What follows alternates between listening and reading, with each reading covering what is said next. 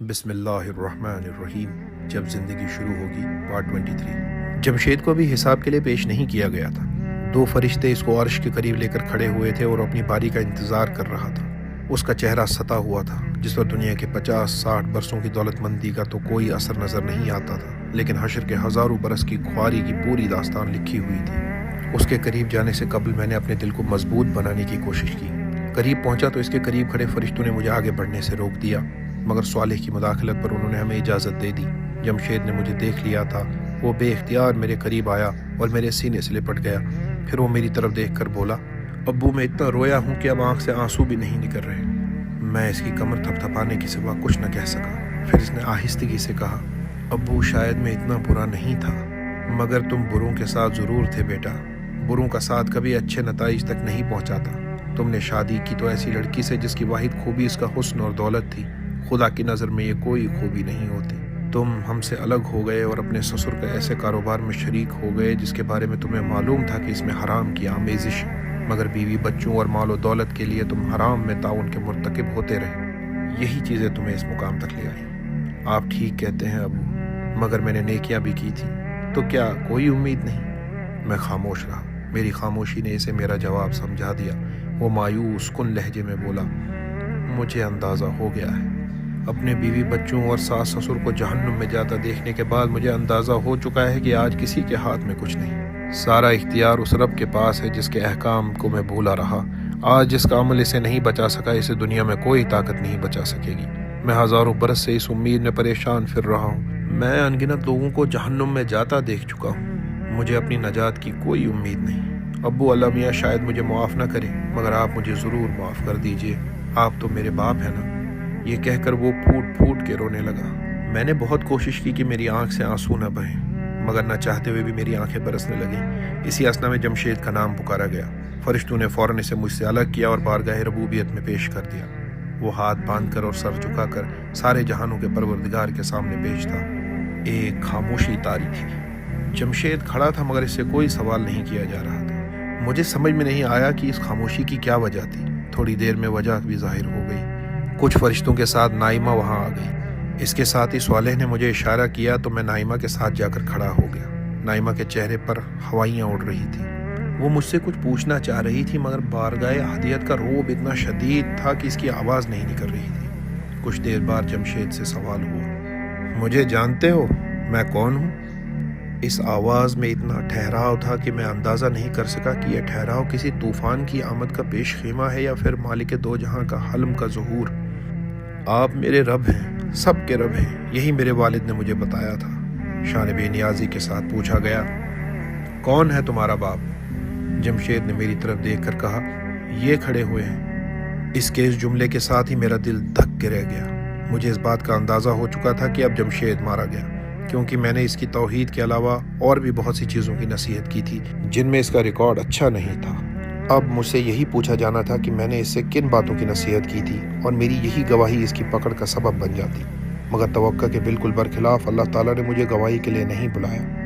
انہوں نے جمشید سے ایک بالکل مختلف سوال کیا، ابھی تم اپنے باپ سے کیا کہہ رہے تھے؟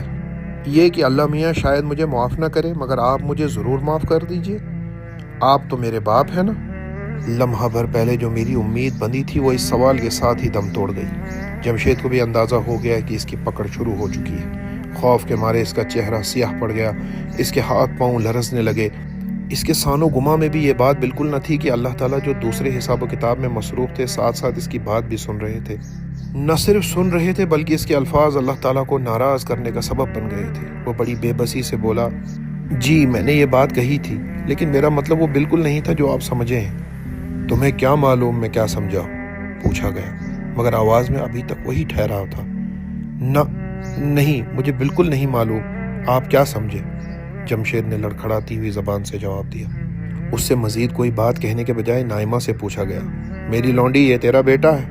اس نے تیرے ساتھ کیا سلوک کیا تھا؟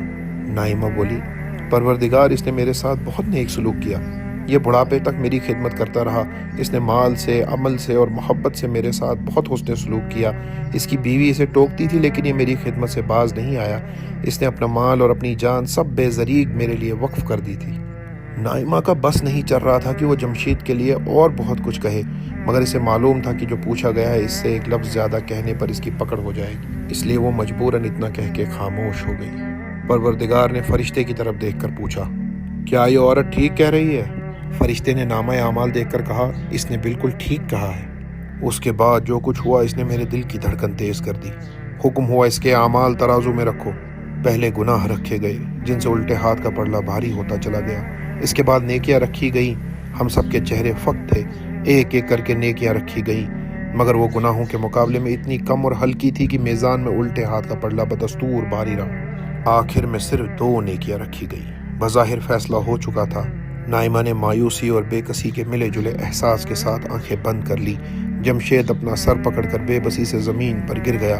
میں جس وقت سے میدان حشر میں آیا تھا میں نے ایک دفعہ بھی عرش کی طرف دیکھنے کی ہمت نہیں کی تھی، مگر نہ جانے اس وقت پہلی بار بے اختیار میری نگاہیں مالک ذوالجلال کی طرف اٹھ گئی۔ ایک لمحے سے بھی کم عرصے کے لیے اس ساتھ میں میرے دل سے وہی صدا نکلی جو زندگی کی ہر ناگہانی اور مشکل پر میرے دل سے نکلا کرتی تھی، لا الہ الا اللہ۔ پھر میری نظر اور سر دونوں فوراً جھک گئے۔ فرشتے نے پہلی نیکی اٹھائی۔ یہ نائمہ کے ساتھ کیا گیا اس کا حسن سلوک تھا۔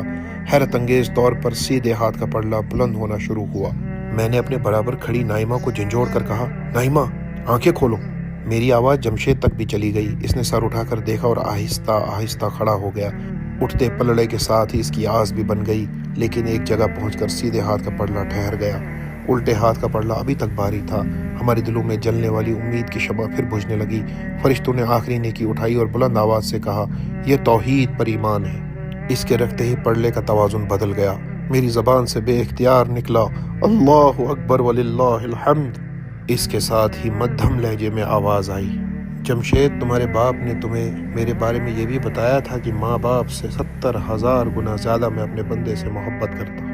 یہ تم تھے جس نے میری قدر نہیں کی، اس لیے میدان حشر میں تمہیں اتنی سختی اٹھانی پڑی۔ میرا عدل بے لاگ ہوتا ہے، مگر میری رحمت ہر شے پر غالب ہے۔ فرشتے نے نجات کا فیصلہ تحریر کر کے نامہ اعمال اس کے دائنے ہاتھ میں دے دیا۔ جمشید کے منہ سے شدت جذبات میں ایک چیخ نکلی، اس سے جنت کا پروانہ مل گیا تھا۔ ہزاروں سال پر مبنی اس طویل اور سخت دن کی اذیت سے اسے نجات مل گئی، بلکہ ہر تکلیف سے اسے نجات مل چکی تھی۔ وہ بھاگتا ہوا آیا اور ہم دونوں سے لپٹ گیا۔ نائمہ پر شادی مرگ کی کیفیت طاری تھی۔ جمشید کی آنکھوں سے آنسو روا تھے اور میں اپنے وجود کے ہر ریشے سے اس رب کریم کی حمد کر رہا تھا جس کی رحمت کاملہ نے جمشید کو معاف کر دیا تھا۔ ہمارا پورا خاندان حوض کوثر کے VIP لاؤنج میں جمع تھا۔ میری تینوں بیٹیاں لیلا، عارفہ اور عالیہ اور دونوں بیٹے انور اور جمشید اپنی ماں نائمہ کے ہمراہ موجود تھے۔ جمشید کے آنے سے ہمارا خاندان مکمل ہو گیا تھا، اس لیے اس دفعہ خوشی اور مسرت کا جو عالم تھا وہ بیان سے باہر تھا۔ یوں اپنے خاندان کو اکٹھا دیکھ کر میں نے اپنے پہلو میں بیٹھے سوالے سے کہا، اپنوں میں سے ایک شخص بھی رہ جائے تو جنت کا کیا مزہ۔ میری بات کا جواب جمشید نے دیا، جس کے بیوی بچے اور سسرال والوں کے بارے میں جہنم کا فیصلہ ہو چکا تھا۔ ہاں ابو، مجھ سے زیادہ یہ بات کون جان سکتا ہے، آپ بہت خوش نصیب ہیں۔ یہ خوش نصیب اس لیے ہیں کہ اپنے گھر والوں کی تربیت کو انہوں نے اپنا مسئلہ بنا لیا۔ وہ تو تم ہی نالائق تھے، ورنہ دوسروں کو دیکھو، سب کے ساتھ اچھا معاملہ ہوا۔ اس دفعہ نائمہ نے کہا، امی آپ ٹھیک کہہ رہی ہیں، مگر مجھے دنیا میں یہ خیال رہا کہ میرے ابو کی شفاعت مجھے بخشوا دے گی۔ دراصل میرے سسر کے ایک پیر صاحب تھے جن پر انہیں بہت اعتقاد تھا۔ وہ ہمیشہ میرے سسر سے کہتے تھے کہ میرا دامن پکڑے رکھو، میں قیامت کے دن تمہیں بخشوا دوں گا۔ بس وہیں سے مجھے احساس ہوا کہ میرے ابو جیسا تو کوئی بھی نہیں ہو سکتا، ان کی شفاعت میرے کام آئے گی۔ اس بات کو سن کر میں نے کہا، بیٹا تم بالکل غلط سمجھے تھے، دیکھو تمہارے سسر کو ان کے پیر صاحب نہیں بچا سکے۔ حقیقت یہ ہے کہ شفاعت کو ذریعہ نجات سمجھنے کی دعوت نہ ہمارے نبی نے دی، نہ قرآن مجید میں یہ کہیں بیان ہوا ہے کہ اس کے ذریعے نجات سمجھو۔ قرآن کریم تو نازل ہی اس لیے ہوا تھا کہ یہ بتائے کہ آخرت کے دن نجات کیسے ہوگی۔ اس نے بار بار یہ واضح کیا تھا کہ روز قیامت نجات کا پیمانہ ایک ہی ہے، یعنی ایمان اور عمل صالح۔ نزول قرآن کے وقت سارے عیسائی اسی گمراہی کا شکار تھے کہ حضرت عیسیٰ ان کی شفاعت کر کے انہیں بخشوا دیں گے، جبکہ مشرکین یہ سمجھتے تھے کہ ان کے بت خدا کے حضور سفارشی ہوں گے۔ اس لیے قرآن مجید نے بار بار اس بات کو واضح کیا کہ شفاعت کا کوئی ذریعہ نجات نہیں، انسان کو وہی ملے گا جو اس نے کیا ہوگا۔ لیکن شفاعت کا ذکر قرآن میں آیا ہے اور حدیثوں میں بھی اس کا ذکر ہوا ہے، جمشید نے سوال کیا۔ میں نے اس کے سامنے ایک سوال رکھتے ہوئے کہا، یہ بتاؤ کہ پورے قرآن یا کسی حدیث میں کہیں یہ کہا گیا کہ شفاعت کو ذریعہ نجات سمجھ کر اس پر بھروسہ کرو اور اس کے لیے دعا کرو؟ نہیں، ایسا تو نہیں کہا گیا۔ جمشید کی جگہ انور نے پورے اعتماد اور وثوق سے کہا تو جمشید نے اس سے اختلاف کرتے ہوئے کہا، نہیں بھائی، تم تو ہر اذان کے بعد شفاعت کی دعا کرتے تھے۔ میں نے جمشید کی بات کا جواب دیا، یہ تو لوگوں نے حضور کی بات میں خود اضافہ کیا تھا۔ حضور نے صرف اتنا کہا تھا کہ میرے لیے مقام محمود کی دعا کرو تو میری شفاعت واجب ہو جائے گی۔ یہ نہیں کہا تھا کہ شفاعت کے لیے بھی دعا کیا کرو اور پھر بھروسہ کر کے عمل صالح چھوڑ دو اور مزے سے گناہ کرتے رہو۔ صالح نے مجھے مخاطب کرتے ہوئے کہا، عبداللہ تم رکو، میں انہیں شفاعت کا تصور تفصیل سے سمجھاتا ہوں۔ دیکھو، اصل نجات کا ضابطہ ایمان اور عمل صالح پر ہے اور اس کے سوا کچھ اور نہیں۔ آج اگر کسی کو معافی مل رہی ہے تو دراصل وہ کسی کی شفاعت سے نہیں مل رہی، بلکہ اللہ تعالیٰ کے علم، قدرت اور رحمت کی وجہ سے مل رہی ہے۔ قرآن مجید میں اس بات کو اس طرح بیان کیا گیا ہے کہ اللہ تعالیٰ بس شرک ہی کو معاف نہیں کریں گے، اس کے علاوہ جس گناہ کو چاہیں اور جس شخص کے لیے چاہیں بخشش کر سکتے ہیں۔ چھوٹے موٹے گناہوں کو اللہ تعالیٰ دنیا کی سختی اور نیکیوں کی بنا پر معاف کر دیتے ہیں، لیکن جن لوگوں نے گناہ کا راستہ مستقل اختیار کیے رکھا اور توبہ نہیں کی، انہیں تو بہرحال اسی راہ پر چلنے کے نتائج بھگتنے پڑیں گے۔ تاہم کوئی بندہ مومن جب اپنے گناہوں کی کافی سزا بھگت لیتا ہے۔ صالح نے یہیں تک بات مکمل کی تھی کہ جمشید نے لقمہ دیا، جیسے کہ میں نے بھگتی یا پھر لیلا نے میدان حشر کی ابتدائی خواری اٹھائی تھی۔ بالکل، صالح نے اس کی تائید کی اور اپنی بات جاری رکھتے ہوئے کہا، میں یہ بتا رہا تھا کہ جب بندہ مومن اپنی خواری اور میدان حشر کی سختیاں جھیلنے کی بنا پر اللہ تعالیٰ کے اپنے قانون عدل کے تحت نجات کا مستحق ہو جاتا ہے تو اللہ تعالیٰ کچھ نیک لوگوں کی گواہی، جو دراصل اس کے اچھے اعمال ہی کی گواہی ہوتی ہے، اس کی مغفرت کا بہانہ بنا دیتے ہیں، جیسا تمہارے لیے تمہارے ماں باپ کی گواہی مغفرت کا ذریعہ بن گئی، یا لیلا رسول اللہ کی اس گواہی کے نتیجے میں نجات پا گئی جو آپ نے ابتدا میں دی تھی۔ لیکن دیکھ لو، اس میں بھی وہی ذاتی ایمان اور ذاتی عمل کی موجودگی ضروری ہے، اور سزا تو بہرحال انسان کو بھگتنی پڑتی ہے۔ تو یہ بتاؤ کہ سزا بھگت کر معافی کا راستہ بہتر ہے یا شروع ہی سے توبہ اور عمل صالح کا راستہ اور بغیر کسی سختی کے نجات پا جانا بہتر ہے؟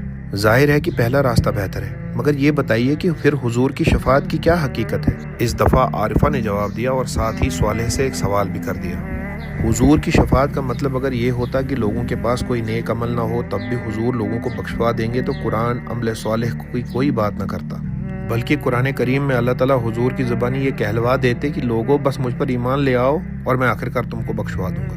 یہ تو عیسائیوں کا عقیدہ تھا اور اس کا انجام انہوں نے آج بھگت لیا، نائمہ نے طنزیہ انداز میں کہا۔ صالح نے اس کی تائید میں کہا، ہم جانتے ہیں کہ قرآن کریم میں ایسی کوئی بات بیان نہیں ہوئی، اس کے برعکس ساری یقین دہانی اس بات کی ہے کہ ایمان لاؤ اور عمل صالح اختیار کرو اور سیدھا جنت میں جاؤ۔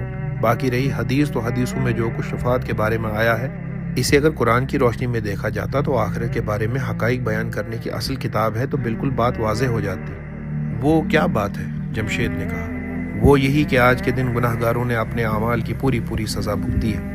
اس کے بعد حضور کی درخواست وہ سبب بن گئی جس کی بنا پر لوگوں کی نجات کا امکان پیدا ہوا۔ یہ پہلی دفعہ اس وقت ہوا تھا جب حضور اللہ تعالیٰ سے درخواست کی تھی کہ انسانیت کا حساب و کتاب شروع ہو، جس کے نتیجے میں لوگوں کو انتظار کی زحمت سے نجات ملی۔ دوسری دفعہ آپ نے اور تمام دیگر انبیاء نے اپنی قوموں کو دی گئی اپنی تعلیم کی شہادت دی۔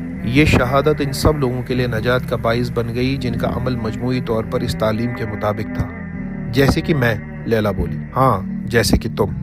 اور اب تیسری دفعہ حضور اس وقت درخواست کریں گے جب کچھ لوگوں کا معاملہ مؤخر کر دیا جائے گا، ان کا حساب و کتاب آخری وقت تک نہیں کیا جائے گا اور وہ اپنے گناہوں کی پاداش میں حشر کے میدان میں خوار ہوتے رہیں گے۔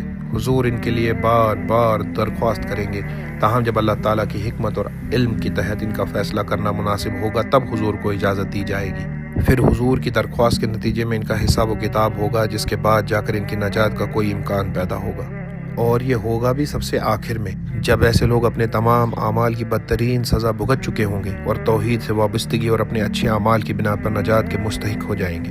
میرا ایک سوال ہے، انور نے صالح کو مخاطب کر کے کہا، وہ یہ کہ اگر یہ لوگ سزا بھگت کر معافی کے مستحق بن رہے ہیں تو اس میں اللہ تعالیٰ کی رحمت کہاں سے آ گئی؟ یہ تو بس عدل ہو رہا ہے۔ بہت اچھا سوال، صالح نے انور کی تحسین کرتے ہوئے جواب میں کہا۔ دیکھو، وہ اگر صرف عدل کرتے تو ایسے لوگوں کی اصل سزا جہنم کے عذاب تھی جن کے بھگتنے میں میدان حشر کی سختیوں سے ہزاروں لاکھوں گنا سخت تھا۔ عدل کے تحت ایسے تمام لوگوں کو جہنم کی سزا بھگتنی چاہیے تھی، مگر ان کی رحمت یہ ہے کہ وہ حشر کی سختی کو جہنم کے عذابوں کا بدل بنا رہے ہیں۔ یوں اللہ تعالیٰ کی صفت عدل اور صفت رحمت کا بیک وقت ظہور ہو رہا ہے۔ صالح کی بات ختم ہوئی تو جمشید نے کہا، تو یہ ہے اصل بات۔ میں تو اس غلط فہمی میں رہا کہ شفاعت کا مطلب یہ ہوتا ہے کہ ہم جتنے بھی مرضی گناہ کر لیں، نبی کریم صلی اللہ علیہ وسلم اور دیگر نیک لوگ ہمیں بخشوا دیں گے۔ یہ تصور اللہ تعالیٰ کی صفت عدل کے خلاف ہے۔ یہ بس ایک غلط فہمی تھی جو قرآن کریم کو سمجھ کر نہ پڑھنے کی وجہ سے لوگوں میں ہو گئی۔ باقی رہی معافی تو وہ اللہ تعالیٰ کی رحمت سے ملتی ہے۔ اللہ تعالیٰ بس یہ کرتے ہیں کہ اس معافی کا اعلان اور سبب کسی نیک بندے کی گواہی یا درخواست کو بنا دیتے ہیں۔ اس سے اللہ تعالیٰ کا مقصد اپنے محبوب و برگزیدہ بندوں کی عزت افزائی ہوتی ہے۔ اور تم سے بہتر اب یہ کون جانتا ہے کہ انسان جہنم میں نہ بھی جائے تب بھی گناہوں کی کتنی سخت سزا حشر کے میدان میں ملتی ہے، بہرحال بھگتنی تو پڑتی ہے۔ کیا جہنم میں جانے کے بعد بھی نجات کا کوئی امکان ہے؟ عالیہ نے سوال کیا تو ایک خاموشی چھا گئی۔ کچھ دیر سے سکوت کی صالح نے توڑتے ہوئے کہا، قرآن کہتا ہے نا کہ اللہ تعالیٰ بس شرک ہی کو معاف نہیں کریں گے، اس کے علاوہ جس کو چاہیں گے اور جس شخص کے لیے چاہیں گے بخش سکتے ہیں۔ مطلب؟ انور نے پوچھا۔ مطلب یہ کہ کچھ گناہ جہنم تک پہنچا سکتے ہیں، لیکن ان گناہوں کے باوجود جن لوگوں میں ایمان کی کوئی رمق باقی تھی انہیں آخرکار معافی مل سکتی ہے۔ مگر یہ معافی کس کو ملے گی، کب ملے گی، یہ باتیں اللہ کے سوا کوئی نہیں جانتا۔ اور میرے بھائی، جہنم تو ایک پل رہنے کی جگہ نہیں۔ جو لوگ وہاں سے نکلیں گے نہ جانے کتنے عرصے گزارنے کے بعد اپنی سزا بھگت کر نکلیں گے۔ یہ مدت اتنی زیادہ ہوگی کہ اربوں خربوں سال بھی اس حساب میں چند لمحوں کے برابر ہوں گے۔ اس بارے میں نہ سوچنا ہی بہتر ہے۔ میرے خدایا، انور لرز کر بولا، جہنم تو بہت دور کی بات ہے، میدان حشر میں ایک پل کھڑا رہنا بھی ناقابل برداشت عذاب ہے، جمشید نے اپنے تجربے کی روشنی میں کہا۔ لیلا نے اس میں مزید اضافہ کیا، یہ گناہ کتنی بڑی مصیبت ہوتے ہیں، کاش یہ بات ہم لوگ دنیا میں سمجھ لیتے۔ صالح نے یہ بحث ختم کرتے ہوئے کہا، انسانوں کو دو سب سے بڑی بد نصیبیاں رہی ہیں۔ ایک یہ کہ حشر کے دن کا مرکزی خیال حساب و کتاب تھا، مگر لوگوں نے اسے شفاعت کا موضوع بنا دیا۔ دوسرا یہ کہ انسانی زندگی میں مرکزی حیثیت ارحم الراحمین رب العالمین کی تھی، جبکہ لوگوں نے غیر اللہ کو مرکزی خیال بنا دیا۔ میں نے صالح کی تائید کرتے ہوئے کہا، کتنی سچی بات کہی تم نے صالح، کاش لوگ یہ بات دنیا میں جان لیتے۔ پھر میں نے اپنے بچوں کو مخاطب کرتے ہوئے کہا، میرے بچوں، اب دنیا کی زندگی قصہ ماضی ہو چکی ہے، اب تمہاری منزل ختم نہ ہونے والی جنت کی بادشاہی ہے، سکون، آسودگی، محبت، رحمت، لطف و سرور۔ تمہیں یہ سب مبارک ہو۔ دیکھا تم نے ہمارا رب کتنا کریم و رحیم ہے۔ آؤ ہم سب مل کر اپنے رب کریم کی حمد کریں اور مل کر کہیں الحمدللہ رب العالمین۔ سب نے مل کر الحمدللہ رب العالمین کو ایک نعرے کی شکل میں بلند کیا۔ عبداللہ، حشر کے دن کے معاملات اپنے اختتام کی طرف بڑھ رہے ہیں۔ تمہیں اگر حشر کے معاملات سے کوئی دلچسپی باقی رہ گئی ہے تو دوبارہ چلو وہاں چلیں۔ کچھ دیر بعد صالح نے مجھ سے مخاطب ہو کر کہا، اس وقت حساب و کتاب کہاں تک پہنچا ہے؟ نائمہ نے دریافت کیا۔ لوگوں کی زیادہ تر بڑی تعداد آخری زمانے میں پیدا ہوئی تھی، وہ سب اب نمٹ چکے ہیں۔ مسلمانوں اور مسیحیوں اور ان کے معاصرین کا عمومی حساب و کتاب ہو چکا ہے۔ اس وقت یہود کا حساب چل رہا ہے۔ یوں سمجھ لو کہ بیشتر انسانیت کی تقدیر کا فیصلہ ہو چکا ہے۔ دیگر امتوں میں لوگوں کی تعداد بہت کم تھی، اس لیے اب بہت زیادہ وقت نہیں لگے گا۔ میرے استاد فرحان احمد کا کیا ہوا؟ تمہیں کچھ معلوم ہے؟ نہیں، میرا ان سے کوئی براہ راست تعلق نہیں، اس لیے میں ان کے بارے میں کچھ نہیں جان سکتا۔ یہ تو میں جانتا ہوں کہ وہ یہاں حوض پر نہیں ہے، باقی اللہ بہتر جانتا ہے کہ ان کا کیا ہوگا۔ ویسے بہتر ہے کہ اب تم اٹھ جاؤ۔ ٹھیک ہے، ہم لوگ چلتے ہیں، میں نے نشست سے اٹھتے ہوئے کہا۔ نائمہ اور بچے بھی اپنی نشستوں سے اٹھ گئے۔ نائمہ نے اٹھتے ہوئے کہا، میں ان بچوں کے ہمراہ ان کے خاندانوں کے پاس جا رہی ہوں۔ یہاں VIP لاؤنج میں تو صرف آپ کے بچے آ سکتے ہیں، ان کے بچے تو نیچے انتظار کر رہے ہیں۔ میں ان کے پاس جا رہی ہوں اور وہاں مجھے اپنے جمشید کی کوئی نئی دلہن بھی ڈھونڈنی ہے۔ اس آخری بات پر ہم سب ہنس پڑے سوائے جمشید کے۔ اس کی سمجھ میں نہیں آیا کہ وہ نئی دلہن کی بات پر ہنسے یا اپنی سابقہ بیوی کی ہلاکت پر افسوس کرے۔